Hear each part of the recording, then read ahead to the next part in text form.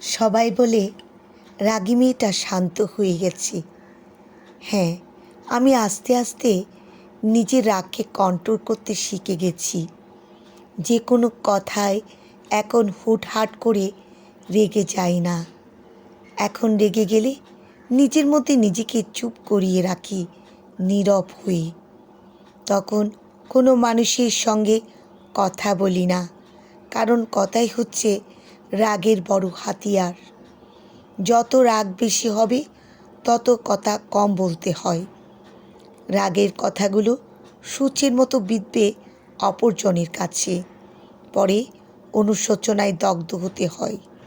তাই রেগে গেলে নীরবতাই উত্তম হাতিয়ার। কথায় আছে, রাগে মানুষ নাকি চণ্ডাল হয়ে পড়ে, হিতাহিত জ্ঞান শূন্য হয়ে পড়ে। তাই যখন রাগ আসবে, নিজেকে শান্ত করার একমাত্র হাতিয়ার হলো কানে ইয়ারফোন দিয়ে গান শোনা, কবিতা শোনা, আস্তে আস্তে নীরবতার চাদরে নিজেকে লুকিয়ে রাখা। এরপর রাগ আপনা আপনি শান্ত হয়ে পানির স্বচ্ছলতার রূপ নেবে।